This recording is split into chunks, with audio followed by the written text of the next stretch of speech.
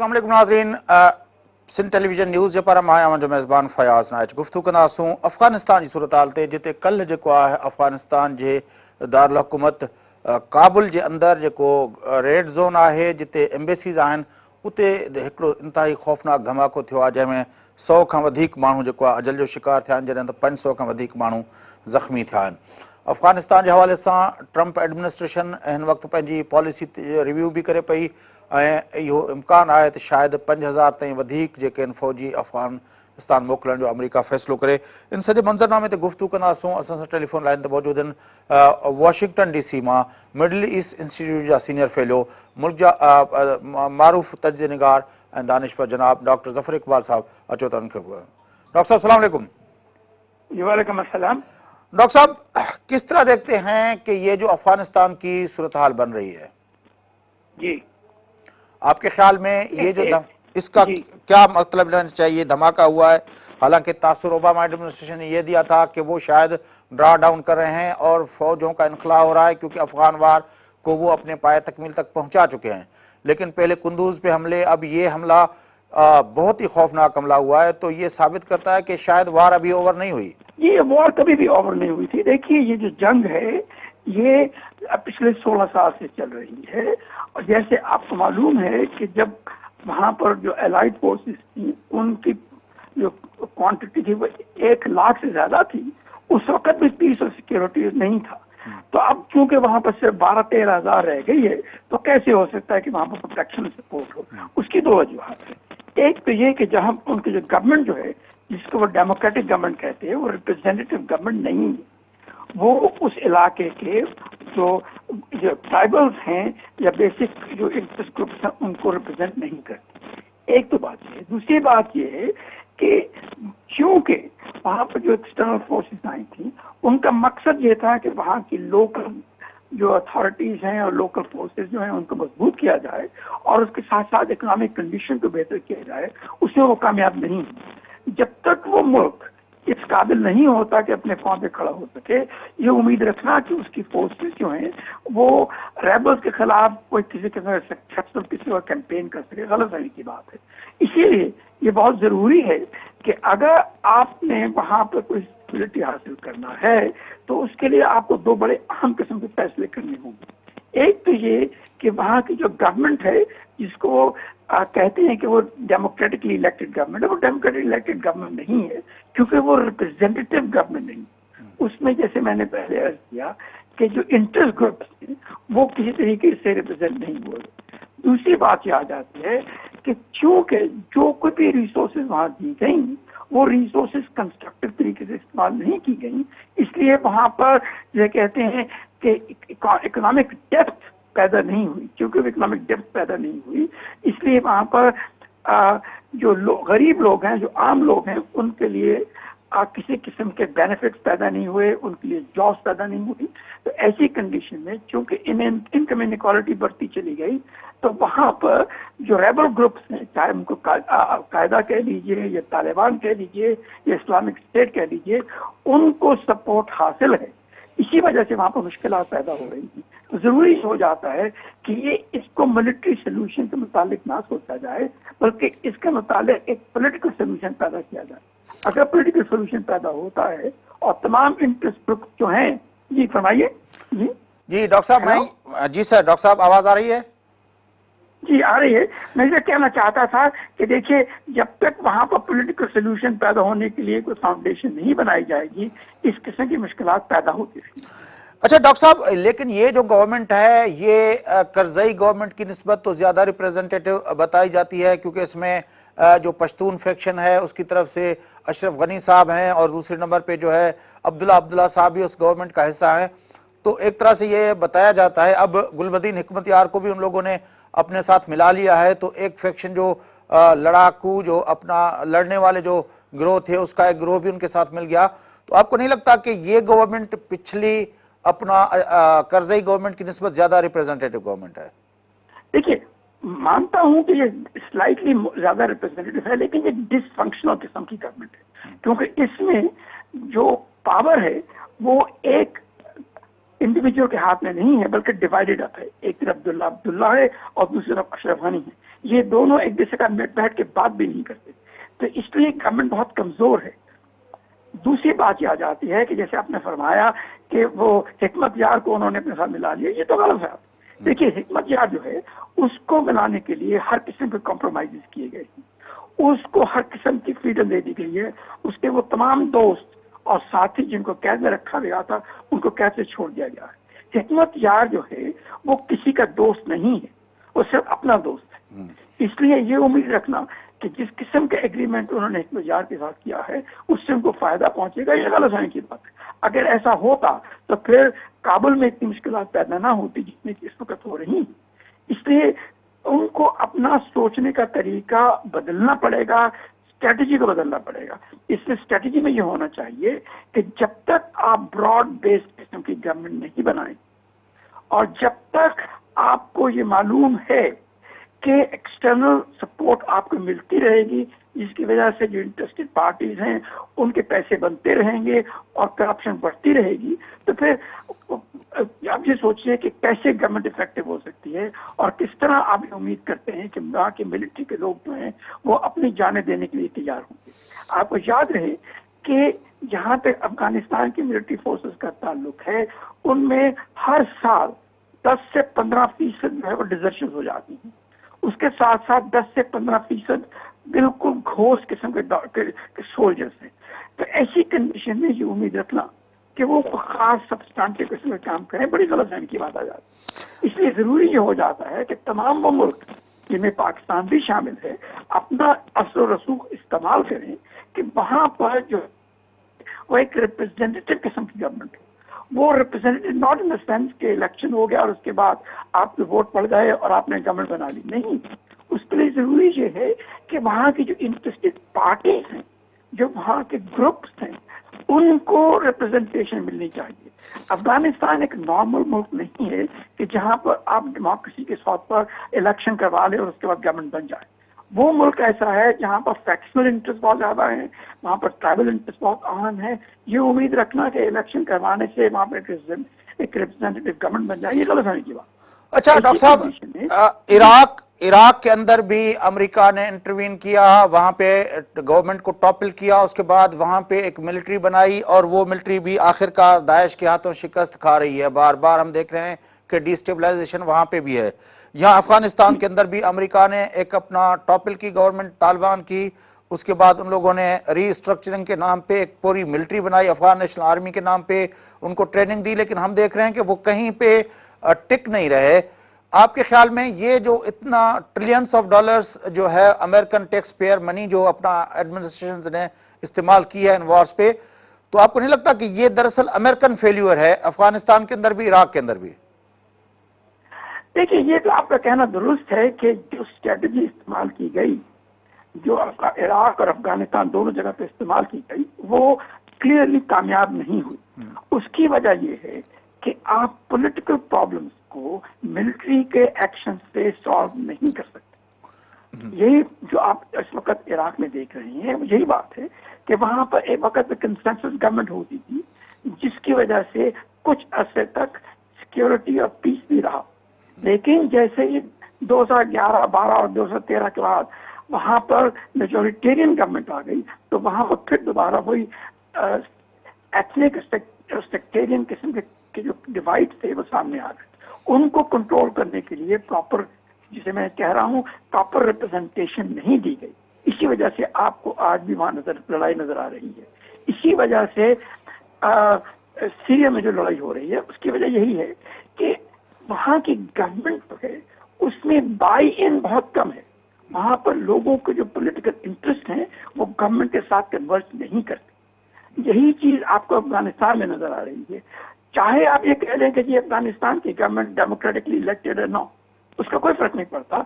अब अमेरिका की प्रॉब्लम यह है कि अमेरिका के पास सिर्फ एक ही मॉडल था जिसको वो इस्तेमाल कर रहे हैं। फंडामेंटल प्रॉब्लम ये आ जाती है कि मिलिट्री फोर्स इस्तेमाल करने से आप किसी मुल्क की पॉलिटिकल प्रॉब्लम सॉल्व नहीं कर सकते। ये तमाम के तमाम इंटरनल पॉलिटिकल इश्यूज हैं, इनको इंटरनल में पॉलिटिकली सॉल्व करना जरूरी है। उम्मीद यह रखना कि डोमिनेंट किस्म की मिलिट्री फोर्स इसको इस्तेमाल करके आप पॉलिटिकल कॉम्प्रोमाइज पैदा कर सकते हैं, बहुत मुश्किल सी बात है। क्योंकि जो वहां पर नेशनलिस्ट किस्म के लोग लड़ रहे हैं उन्हें मालूम है कि आज नहीं, आज से 1 या 2 साल के बाद ये जो एक्सटर्नल फोर्सेज हैं वापस चली जाएगी। जब वो वापस चली जाती हैं तो फिर you are back to the same position that you started from. लेकिन मुश्किलात जो हैं वो खत्म नहीं होती। लेकिन डॉक्टर साहब, हम देखते हैं कि अगर इसको देखा जाए तो फरीद ज़करिया साहब को मैं सुन रहा था, वो भी कह रहा था कुछ दिन पहले अपने प्रोग्राम के अंदर कि ट्रंप की जो पॉलिसी है सऊदी अरब के हवाले से, क्योंकि वो अपना इराक के अंदर देखा जाए, अगर वो देखा जाए अफगानिस्तान के अंदर जो लड़ रहे हैं, तो इन सब फोर्सेस को सपोर्ट तो बहरहाल इन ममालिक के बड़े जो अपना सरमाएदार हैं, बड़े जो अपना ऑयल के जो अपना वो ओनर्स हैं वो दे रहे हैं। अब वो आपके इनका जो अपना फिनेंशियल जो अपना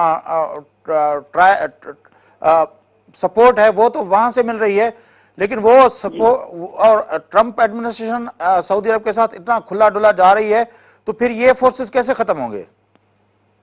देखिए, इसके लिए आपको बैकग्राउंड से पहचानना बहुत जरूरी है। याद रहे कि जहां तक मिडिल ईस्ट का ताल्लुक है, अमेरिका के पास जिसे कहना चाहिए ऑब्जेक्टिव्स तो हैं, लेकिन उनके लिए जो पॉलिसीज चाहिए होती हैं वो नहीं। याद रहे कि पॉलिसीज हमेशा शॉर्ट टर्म होती है, ऑब्जेक्टिव्स लॉन्ग टर्म होते हैं, तो इनके दरमियान मिसमैच होता है, जिसकी वजह से मुश्किलात पैदा होती है। आज से 4, 5, 6 साल पहले ओबामा साहब के गवर्नमेंट के दौरान ये महसूस किया गया था कि वहां पर जो अमेरिकन इन्वॉल्वमेंट है उसको कम कर दिया जाए, क्योंकि वहां पर अब ऑयल की जरूरत नहीं रही। इसलिए उन्होंने अपने आप को एशिया की तरफ पिवट कर दिया। ठीक है, इसकी वजह से जो जहां तक मिडिल ईस्ट का ताल्लुक है, अरब ममालिक का ताल्लुक है, वहां पर उनकी इन्वॉल्वमेंट कमजोर हो गई।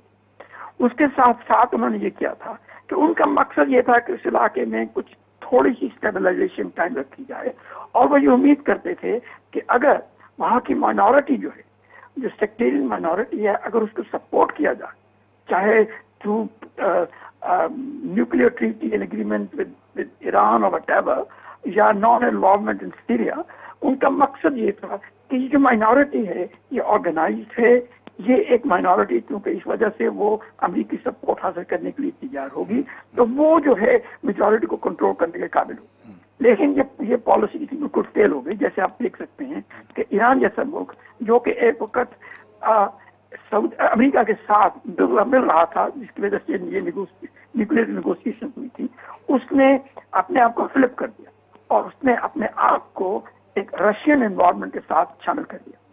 ऐसी कंडीशन में अमेरिका के लिए वहां मुश्किलात पैदा हो गई।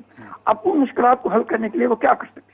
उनके पास बेसिकली एक ही पॉलिसी रह गई थी, वो ये कि वो अब सुन्नी साइड जो है उसको सपोर्ट करना शुरू कर दे, और इसके साथ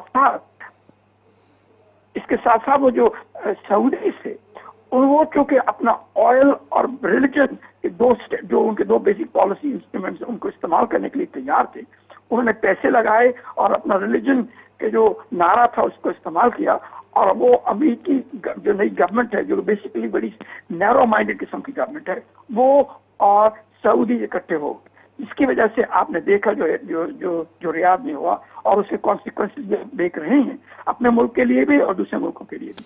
तो मुश्किल ये आ जाती है कि अमेरिका के पास पॉलिसी इंस्ट्रूमेंट्स नहीं है।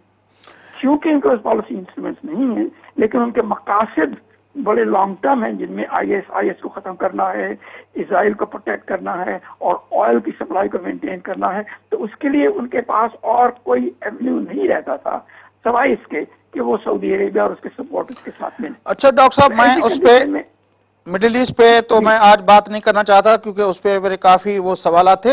ये जो तालिबान के साथ टॉक्स वाला मामला था, वो कहाँ फंस गया, कहाँ रुल गया, कहाँ वो उसकी क्या अब उसकी क्या शक्ल है? देखिए, क्योंकि जो आप पॉलिटिकल सॉल्यूशन की जो बात कर रहे हैं, पॉलिटिकल सॉल्यूशन के लिए ओबामा एडमिनिस्ट्रेशन ने ये कोशिश की थी कि टॉक्स हो जाए इनसे, और पाकिस्तान ने मीडिएटर का रोल भी अदा किया था, टॉक्स हुए भी थे, फिर वो अपना मुला उमर की हलाकत की वजह से दूसरा दौर नहीं हुआ, फिर अख्तर मंसूर मारा गया और फिर ये सिलसिला आगे बढ़ा। नहीं, वही तो मैं तो वही अर्ज कर रहा हूँ ना कि देखिए, अगर आपने अपनी पॉलिसी बदलनी है तो फिर उसका मुकम्मल तौर पर बदलें और उसके पीछे अपनी कमिटमेंट लगाएं। आप एक तरफ तो तालिबान सपोर्ट करने के लिए तैयार हो जाते हैं, दूसरी तरफ आप तालिबान के प्रेसिडेंट को मार देते हैं, तीसरा उनके खिलाफ हर किस्म के एक्शन लेना शुरू कर देते हैं और उस मुल्क के अंदर करप्शन को और बढ़ा देते हैं, जिसकी वजह से आपके इंटरेस्टेड पार्टीज जो हैं वो और आप पर डिपेंड करना शुरू कर देती हैं। तो सोल्यूशन तो पैदा नहीं होगा ना, क्योंकि आपने पॉलिटिकल कंसेंसस पैदा करने की कोशिश नहीं की। मुश्किल यही आ जाती है कि अगर आपको अफगानिस्तान जैसे मुल्क में प्रॉब्लम सॉल्व करना है तो फिर आपको ये रिकग्नाइज करना होगा कि वहां पर सिर्फ आपके दोस्त ही पॉलिटिकल पावर नहीं है, आपके दुश्मन भी पॉलिटिकल पावर रखते हैं और उनके साथ ही कंप्रोमाइज किया जाता है, अपने दोस्तों के साथ कंप्रोमाइज नहीं किया जाता। बड़ी मेहरबानी डॉक्टर जुबैर इकबाल साहब, आपने हमें ज्वाइन किया। नाज़रीन, डॉक्टर जुबैर इकबाल साहब मिडल ईस्ट इंस्टीट्यूट जा सीनियर फेलो वाशिंगटन DC मंस गॾु हुआ। गुफ्तगू तामुदी अफ़गानिस्तान जे अंदरि जेको मौजूदा कल्ह जेको धमाको थियो आहे उन हिकु दफ़ो ॿीहर अफ़गानिस्तान जे बारे में अमरीका ऐं नेटो ऐं हिन ख़िते जे ताक़तुनि जी पॉलिसी खे उन जे साम्हूं हिकिड़ो वॾो सवाल या निशान बीहारे छॾियो आहे। वक़फ़ो वठूं था, वक़फ़े खां पोइ मोटी अची गुफ्तगू खे अॻिते वधाईंदासीं। सां गॾु रहजो।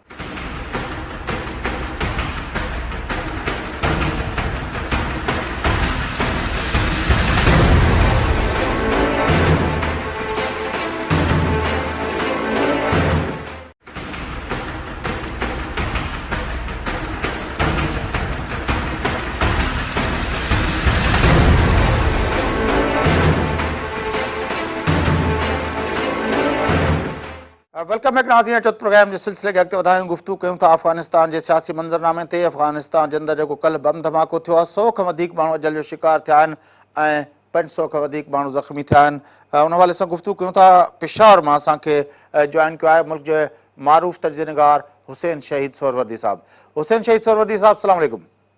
वालेकुम अस्सलाम। हुसैन शहीद सोहरवर्दी साहब, ये जो तासुर था ओबामा एडमिनिस्ट्रेशन ने दिया था कि शायद अफगानिस्तान का मसला हल की तरफ जा रहा है, ड्रॉ डाउन शुरू हुआ था, लेकिन हम देख रहे हैं कि मुसलसल हमले, कुंदूज पे हमले और दूसरे इलाकों पे हमले, अफगानिस्तान की दारुल हुकूमत काबुल के अंदर कल जो हमला हुआ है 100 से ज़्यादा लोग मारे गए, 500 से ज़्यादा ज़ख्मी हुए और हुआ भी काउंसलेट्स के और एम्बेसीज के बीच में, यानी रेड जोन के अंदर हुआ। क्या समझते हैं कि अफगानिस्तान किस तरफ जा रहा है? देखिए, सबसे पहली बात तो इसमें ये चंद चीजें हैं जो कि बिल्कुल ऑब्वियसली नजर आ रही हैं। सबसे पहली बात तो ये है कि अफगान जो इंतजामिया है और अफगान सिक्योरिटी एजेंसीज हैं वो दहशत गर्दों का कला कमा करने में भरपूर तरीके से अपने आप को एक्सपोज कर चुकी हैं और नाकाम हो गई। नंबर एक बात तो ये सामने आ रही है। नंबर दो बात ये, जिसने भी बम धमाका किया है, जिस ग्रुप ने भी किया, जिस जमात ने भी किया है, उसने अपनी स्ट्रेंथ दिखा दी है। मतलब ये कोई ऐसी बात नहीं है कि आप और मैं टीवी पर बैठकर इस वक्त उनकी तारीफ करें, बल्कि इससे ये इंटरनेशनल टेररिज्म की स्टडीज में साबित होता है कि जितना बड़ा धमाका करेंगे, जितना बड़ा हंगामा करेंगे, उतना ज्यादा उस जमात की कामयाबी जो है वो उसका मुंह बोलता सबूत होगा। तो हमें ये नजर आ रहा है। दूसरी बात, तीसरी अहम बात ये है कि चमकगोइयां सुनने को मिल रही हैं काबुल इंतजामिया में कि ये जो बम धमाका हुआ है उसका जो प्लान है वो पाकिस्तान में तैयार हुआ है। अब परेशानी की बात यह है कि काबुल में जो बम धमाके होते हैं अफगानिस्तान में, उनके प्लान वो कहते हैं पाकिस्तान में हो रहे हैं। पाकिस्तान में बम धमाके होते हैं, जो दहशतगर्दी होती है, यहाँ से ये कहा जाता है कि जी सारी प्लानिंग जो है वो अफगानिस्तान से हो रही है। तो भाई अगर दोनों को ये पता है कि एक दूसरे की सरजमीन इस्तेमाल हो रही है तो दहशतगर्द ताउन कर रहे हैं, तो हुकूमतें क्यों नहीं ताउन कर रही हैं? देखिए, आपका और मेरा जो है फ्रॉम द डे वन हमारी बातचीत में ये चीज जो है मुसलसल हम सामने ला रहे थे, अपने सामीन और नाजरीन को बता रहे थे कि जब तक दोनों हुकूमतें एक दूसरे से ताउन नहीं करेंगी ये मामला हल नहीं होगा। आप देखिए दहशतगर्द कितने जबरदस्त तरीके से एक दूसरे से ताउन करें, मुख्तलिफ तंजीमें इकट्ठी हो जाती हैं, लेकिन यहाँ पर ऐसा नहीं हो रहा है। तो मैं ये समझता हूँ कि वक्त का तकाजा ये है कि ये जिस तरीके से एक दूसरे को दुश्मन की नजर से देख रहे हैं उनको खामोश हो जाएं, उनको छोड़ दें, बल्कि ताउन की तरफ आए ताकि इस तरह के जो मुश्तरका जो दुश्मन है उनका कला कमा किया जा सके। लेकिन दोनों चीज़ों में फ़र्क है। अफगानिस्तान पाकिस्तान का मामला तो डिफरेंट है। पाकिस्तान के अंदर ऑपरेशन ज़रब अज़ब और उसके बाद ऑपरेशन रद्दुल फसाद के नाम पे जो ऑपरेशन हुए हैं, उनसे पाकिस्तान के अंदर दहशतगर्दी के इंसिडेंट्स बहुत कम हो गए हैं। और दूसरी बात यह है कि पाकिस्तान के अंदर एक ऑर्गेनाइज्ड मिलिट्री है, बहुत बड़ी कुव्वत है पाकिस्तान की फ़ौज। लेकिन अफ़गानिस्तान के अंदर तो जो फ़ौज का हाल है वो न्यूली ट्रेंड है, और फिर वो उसमें से काफ़ी घोस्ट जो है वो अपना उसमें भर्ती किए गए हैं, मुख्तलिफ लॉर्ड्स ने अपने नाम ऐसे दे दिए हैं। और तीसरा यह है कि वो लोग भाग रहे हैं फ़ौज से, मुसलसल उनके भागने वालों की तादाद बढ़ रही है। तो वहाँ पे तो बहुत बड़ा अपना प्रॉब्लम है। नहीं, आप बिल्कुल दुरुस्त कह रहे हैं। मेरा हरगिज मतलब ये नहीं था कि मैं किस तरीके से कंपेयर करता दोनों को। मेरा मकसद ये है कि जो इल्जामात हो रहे हैं एक दूसरे के ऊपर, जो उंगलियां उठाई जा रही हैं, उसमें ताउन का फुकदान है। काश के ऐसा हो जाए कि एक दूसरे के साथ ताउन करें, नंबर एक।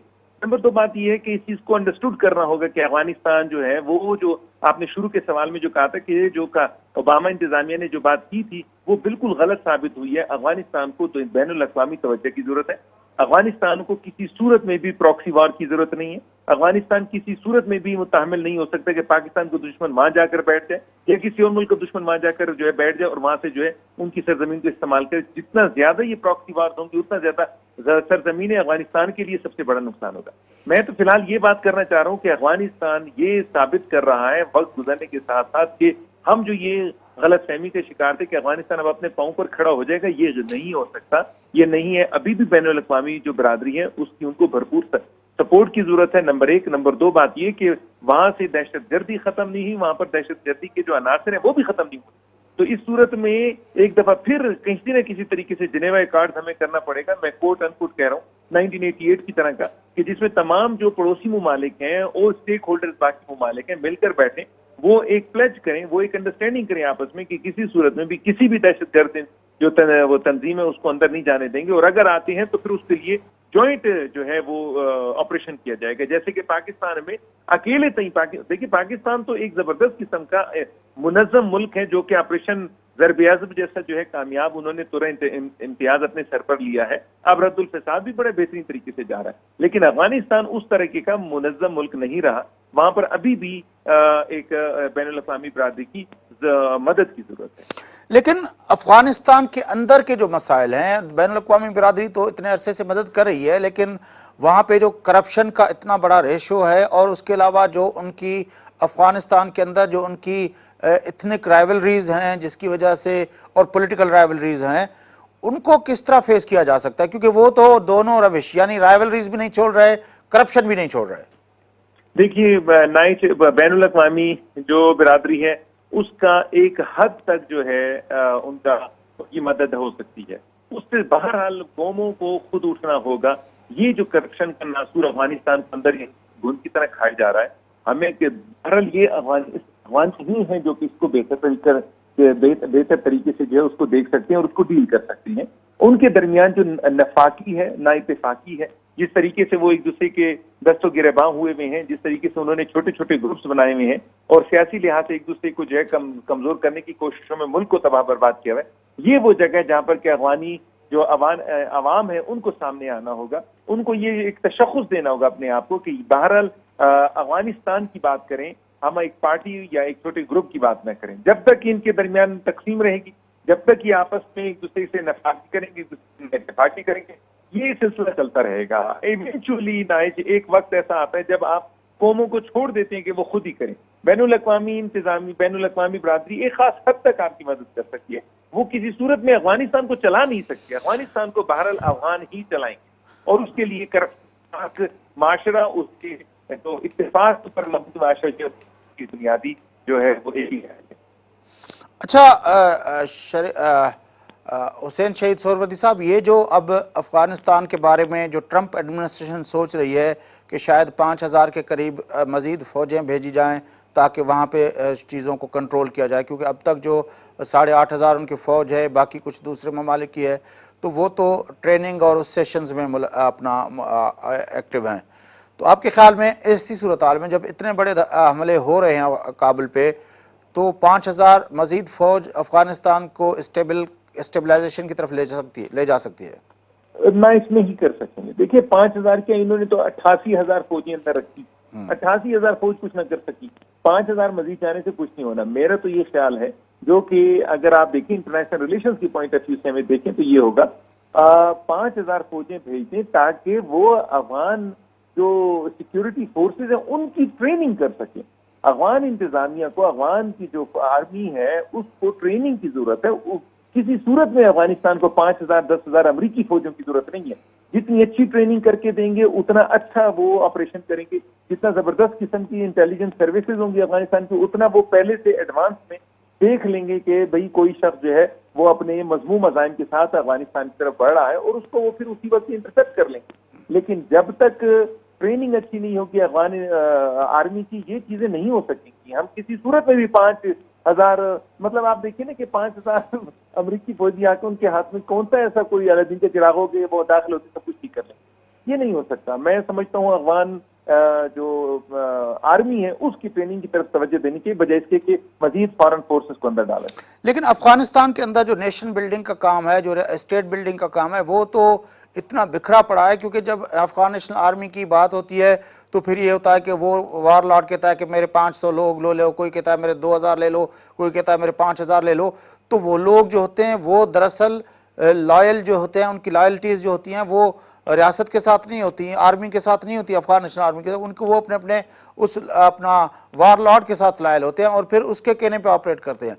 ये जो मामला है, ऐसी सूरत में क्या ट्रेनिंग उनको दी जाए, क्या ट्रेनिंग दी जाए? देखिए, जब तक ये यूनिट्स इकट्ठे नहीं होते, जब तक एक ऑर्गेनाइज्ड अंदाज में मेरिट पर जो है वो रिक्रूटमेंट नहीं होता, तब तक ये चीजें इसी तरह रहेंगी। वो अंग्रेजी का जो एक मुहावरा है कि extreme problems need extreme solution, जब तक आप ये मर्सिनरीज एक एक ग्रुप के लोगों को रिक्रूट करेंगे चीजें तो खराब ही रहेंगी।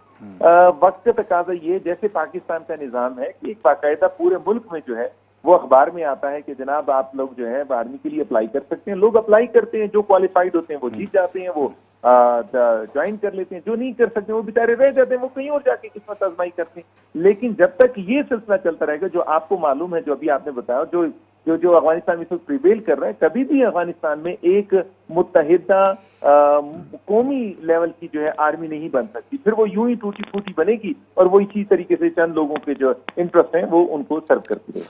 अच्छा, अब जो हमने देखा है कि वो जो मज़ाकरात वाला मामला था वो अब कहीं सुनने को भी नहीं आता कि मज़ाकरात हो रहे हैं, नहीं हो रहे, बैकडोर हो रहे हैं, किस सतह पे हो रहे हैं, या वो कहाँ चले गए वो मामला जो थे। उसका आपका क्या एनालिसिस है, आपकी इंफॉर्मेशन क्या है? देखिए, वो तो तब, देखिए मुज़ाकरात तो तब होते हैं जब मामला जो है थोड़े बहुत ठंडे हो जाते हैं, थोड़ी बहुत दोनों फरीकैन की तरफ से जो है कुछ इस तरह का पॉइंट ऑफ व्यू नजर आता है कि वो इंटरेस्टेड हैं। इस वक्त तो अफगान इंतजामिया हर किसी सूरत में भी तैयार नहीं है कि वो मुज़ाकरात करे, और ना तालिबान या जो अभी जो ये दूसरी शोरें उठ रही है, सर उठा रही है, IS इस्लामी दौलत इस्लामिया जो है वो सर उठा रही है, ना वो कहीं पर भी, हमें कहीं पर कोई ऐसा नजर नहीं आ रहा है जहां पर कि हम ये कह सकें कि जनाब ये लोग जो है मुज़ाकरात की तरफ आ रहे हैं। इस वक्त तो वो भरपूर तरीके से डट कर एक दूसरे के खिलाफ सफ आ रहा है और भरपूर तरीके से एक दूसरे को नुकसान पहुंचाने के लिए है। तो लिहाजा ऐसे औकात में तो किसी सूरत में मुज़ाकरात की बात ही नहीं हो सकती। इस वक्त तो ये बात हो सकती है कि कौन किसको कितना नुकसान पहुंचाएगा, और जितना ज्यादा नुकसान पहुंचाएगा उतना उसकी बार्गेनिंग पोजीशन जो है वो ज्यादा हो जाएगी। अच्छा, ये जो शुरू में आपने बात कही कि जो वहाँ पे बैठा हुआ है मुल्ला फजलुल्लाह और उसके साथी वो वहाँ से ऑपरेट कर रहे हैं, और यहाँ पे उनकी बकौल उनके अमेरिकन और अपना अफ़गान जो हुक्मरान हैं उनकी अथॉरिटीज़ की तरफ से कहा जाता है कि हक्कानीज़ और दूसरे ग्रुप यहाँ पे हैं। और इस हमले के बारे में भी कहा जाता है कि हक्कानीज़ को ब्लेम किया जा रहा है। ये अमेरिका इसमें क्यों रोल प्ले नहीं कर सकता? अमेरिका तो दोनों एंड पे खेल रहा है, वो तो अपना ड्रोन इस तरफ भी फेंक रहा है, वो अब उसने अभी तक फजलुल्लाह के किसी कैंप पे ड्रोन नहीं फेंका।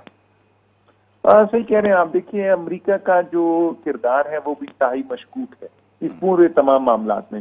शुरू में बहुत ज्यादा वो गरम किरदार अदा करते रहे, जो ही उनका किरदार थोड़ा उन्होंने जो ही अपनी आर्मी निकाली है अब तो वो अपने तक महदूद हो गए हैं। अगर आप देखिए ट्रंप इंतजामिया की, तो उसने जो अपनी इलेक्शन कैंपेन शुरू की, उस इलेक्शन कैंपेन के दौरान उन्होंने कहीं पर भी फॉरेन पॉलिसी की तरफ हार्डली कोई आए। वो यही था कि जी किस तरीके से अमरीकियों को ज्यादा बेरोजगारी वहां पर खत्म की जाएगी, किस तरीके से इंफ्रास्ट्रक्चर को तैयार किया जाएगा।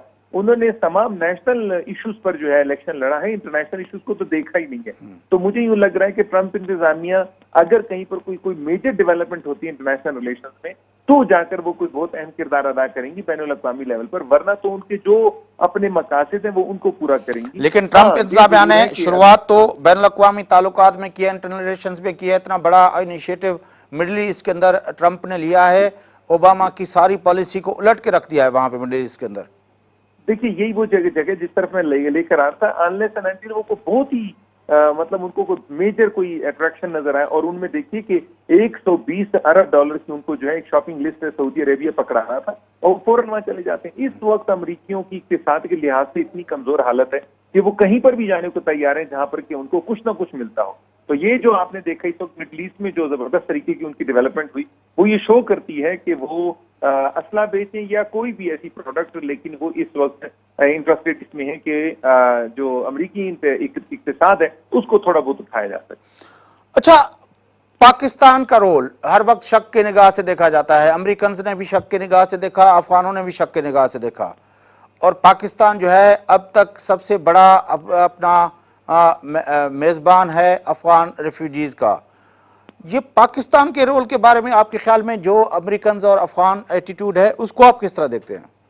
देखिए वहां पर असल में अमेरिकियों का तो एटीट्यूड इस वजह से भी है क्योंकि उन्होंने हमेशा जब भी आए हैं साउथ एशिया में अपना जो किरदार अदा किया उन्होंने पाकिस्तान को इस्तेमाल किया और आखिर में फिर छोड़ दिया है। तो अभी वो एक दफा फिर से आखिर की बात आ गई 2014 में जब विड्रॉल की बात हो रही थी कि अमरीकी फौजें निकाली जाए, तो लाजमात है वही वक्त आ गया था कि पाकिस्तान को भी उन्होंने छोड़ा। तो तब से उनकी जो शक की जो निगाह है वो बढ़ गई थी। 2011 से बेसिकली ये शक जो है पाकिस्तान और अमेरिका के दरमियान बढ़ता है, और उसके साथ साथ फिर वो अफगान इंतजामिया को अपने साथ मिला लेते हैं। फिर आप देखते हैं कि जी हिंदुस्तान का जो किरदार है अफगानिस्तान की सरजमीन में वो भी बढ़ता जा रहा है। तो उससे और ज्यादा वो फ्यूलिंग टू द फायर की बात कर रहे हैं। इस वक्त 3 ममालिक पाकिस्तान पर शक की तो आप मतलब शक का तो लफ्ज नहीं रहा, अब तो भरपूर तरीके से खुल के सामने आ गए। 3 ममालिक पाकिस्तान, अफगानिस्तान, इंडिया और अमेरिका पाकिस्तान के खिलाफ जो है नंबरदार मां है, और वो जो भी मतलब वो कोई कसर न उठा रख रहे हैं कि जिसमें कोई पाकिस्तान को कोई बदनाम न कर सके। उनमें ये फिर तमाम एलिमेंट्स आ जाते हैं कि जी मुख्तलिफ दहशतगर्द तंजीमों को पाकिस्तान, ये लोग कहते हैं, इल्जाम लगाते हैं कि जी पाकिस्तान उनकी पुष्पनाई कर रहा है। हालांकि आपको मालूम है कि अगर अफगानिस्तान में अमन होगा तो पाकिस्तान में अमन होगा। पाकिस्तानी से क्या कोशिश नहीं की। ये दूसरी बात है कि दूसरी तरफ जो है वो कभी मुल्ला उमर के मरने की खबर आ जाती है तो वो जो है पुरअमन जो मुज़ाकरात हैं वो सफल हो जाते हैं। कभी वो अख्तर मंसूर का कत्ल हो जाता है तो उससे वो सारा मामला जो खराब हो जाता है। यानी हर वो जगह जहां पर के पाकिस्तानी इब्तिदा लेता है या इनिशिएटिव लेता है वहां पर कहीं ना कोई ऐसा ड्रोन मार दिया जाता है कि जिससे मामला एक दफा फिर वो जीरो पे आ जाता है। बड़ी मेहरबानी अपना हुसैन शहीद सोहरवर्दी साहब, आपने हमारे साथ बातचीत की। नाज़रीन, हुसैन शहीद सोहरवर्दी साहब पेशावर मां गढ़वा अफगानिस्तान के अंदर काबुल धमाके एक दफ़ो ॿीहर इहो सवाल पैदा किया है तो अफगानिस्तान जो मुस्तक़बिल जो आहे उहो कंहिं तरफ़ वञे थो, छाकाणि त अफगानिस्तान के अंदर हेल ताईं अमरीका ऐं ॿी आलमी बिरादरी जा ट्रिलियंस ऑफ डॉलर्स जेके आहिनि उहे ख़र्च थी चुका आहिनि ऐं एतिरा माण्हू जेके आहिनि उहे अजल जो शिकार थिया आहिनि, एतिरा धमाका थिया आहिनि ऐं उनजो असर जेको आहे उहो पाकिस्तान भी उन हवाले सां काफ़ी उन अफ़गान वार जेकॾहिं भोॻियो आहे। अॼु भी पाकिस्तान के अंदर तमामु घणी तादाद में जेको अफ़गान रिफ्यूजीज़ मौजूद आहिनि, पर अफ़गानिस्तान जो जेको इहो मंज़रनामो आहे उनमें लॻे ईअं थो त वेझे मुस्तक़बिल में का बेहतरी अचण जो को इम्कान कोन्हे। प्रोग्राम जो वक़्तु पूरो थिए थो। पंहिंजे मेज़बान फयाज़ नाशी इजाज़त सदाईं गॾु।